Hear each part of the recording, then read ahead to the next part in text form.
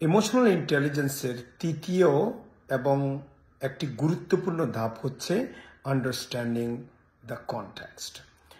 আমরা একটা কোম্পানিতে নর্মালি তিনটা পার্ট, একটা হচ্ছে আমি নিজে, আমার দৃষ্টিকোণ থেকে আমি বলছি, আমি নিজে এবং অন্যরা যারা আমার চারিদিকে বা আমার টিমের মধ্যে আছে তারা দ্বিতীয় গ্রুপ বা দ্বিতীয় কম্পোনেন্ট আমার জন্য, এবং তৃতীয়ত I live in a culture, I stay in a company culture.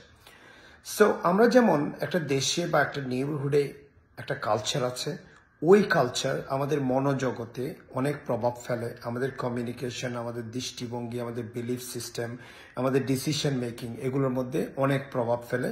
In the same way কোম্পানিতেও একটা কালচার আছে যেটাকে ইন্টেলেকচুয়াল কালচার বলা হয়। কোম্পানি যেটা ডেভেলপ করে সেটা বুঝতে পারা খুবই গুরুত্বপূর্ণ, কারণ এটা কোম্পানি ডেভেলপ করেছে সাধারণত আমরা কিভাবে চলবো, কিভাবে কথা বলবো, কিভাবে অপারেট করব, কিভাবে আমরা আমাদের কোম্পানির প্রসিজারগুলো মেনটেন করব, এটার জন্য আমরা মূলত ইন্টেলেকচুয়াল কালচারটাকে ফলো করে থাকি।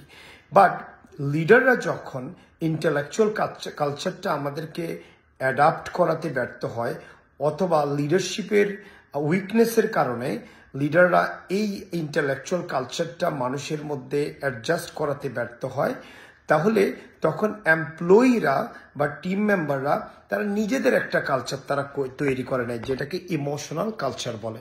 সো মোস্ট অফ দ্য কোম্পানিতেই লিডারশিপের অনেক সময় ব্যর্থতার কারণে ইমোশনাল কালচার জন্ম নেয়। যাই হোক, আপনি যখন কমিউনিকেট করবেন বা অপারেট করবেন অথবা লিড করবেন, সেক্ষেত্রে আপনি এই কালচারগুলো বোঝাটা খুবই জরুরি, কারণ আপনার যদি কালচারাল কনটেক্সট যদি জানা থাকে তাহলে আপনি তাদেরকে লিড করাটা খুবই ইজি হয়ে যাবে। যেমন আমি যদি কোনো একটা ফরেন কান্ট্রিতে কখনো ট্রেন করতে যাই, তাহলে আমি আগে মেক শিওর করবো I will try to understand the culture of the people, I will try to understand the culture of the company, I will try to understand how company wants and what type of culture company wanted to and trying to adapt.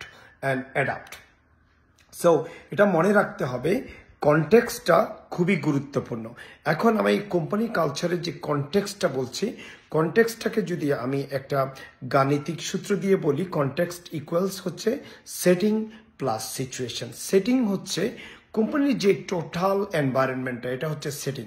আমার এখানের মধ্যে যেমন people আছে, এখানের মধ্যে machine আছে, এখানের মধ্যে রিসোর্স আছে, এখানের মধ্যে সিস্টেম আছে, এখানের মধ্যে প্রসেস আছে, এখানের মধ্যে লিডারশিপ আছে। All together is a context, but আমরা কনটেক্সটে যেভাবে অপারেট করতে চাই, আমরা নর্মালি এসওপিগুলো আমাদেরকে যেভাবে অপারেট করতে বলে এভাবে সবসময় তার চলে না।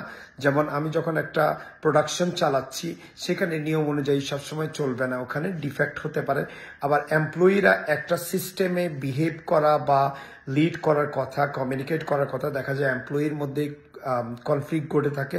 আবার এক্সটার্নাল সিচুয়েশনের কারণে, কোভিডের মতো সিচুয়েশনের কারণে, এক্সটার্নাল ইকোনমি চেঞ্জের কারণে, বা রিসোর্স যে র মেটেরিয়াল মার্কেটে চেঞ্জের কারণে, ইনফ্লেশনের কারণে, অনেক কিছুর কারণে আমাদের এক্সটার্নাল অনেক ইস্যু বা কনফ্লিক্ট তৈরি হতে পারে। সো আমাদের এই জিনিসগুলো মাথায় রেখে যখন আমরা পিপলকে লিড করি, কমিউনিকেট করি, তখন আমাদের লিডারশিপটা, কমিউনিকেশনটা খুবই ইফেক্টিভ হয়। তো আমি এই ভিডিওর পাশাপাশি এই ভিডিও পোস্টের সময় এখানে ওয়ান্ডারফুল একটা এক্সপ্লেনেশন দিয়েছি। কোরআন হাদিসের যেমন উল্লেখ আছে, ধর্মীয় উল্লেখ আছে, কর্পোরেট বিভিন্ন উদাহরণ আছে, এবং এটা ওয়ান্ডারফুল একটা এক্সপ্লেনেশন আছে কিভাবে আমরা এই ইন্টেলেকচুয়াল কনটেক্সটটা কিভাবে বুঝতে পারবো, যাতে আমরা ইমোশনালি ইন্টেলিজেন্ট হই। এবং ইমোশনালি ইন্টেলিজেন্ট হওয়ার ক্ষেত্রে কনটেক্সট আমাদের ক্ষেত্রে কি ভূমিকা পালন করতে পারে এবং কিভাবে আমরা কনটেক্সটটাকে ফলো করব, যাতে we can make effective communication, we can also maintain effective leadership. Please এটা আপনি এখানে যে লেখাগুলো আছে সেগুলো পড়বেন, এবং মেক শিওর আগের যেই 3টা ভিডিও গিয়েছে সেগুলো ফলো করবেন, এবং লাস্ট পোস্টটাও আসবে ইমোশনাল ইন্টেলিজেন্স সিরিজের। তো সবাই ভালো থাকবেন।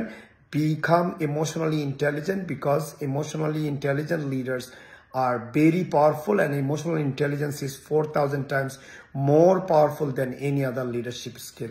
So enjoy, learn, and become an emotionally intelligent leader. I'll see you in the next video. This is your leadership coach, Muhammad Akbar Hussain from Execudemy, Florida.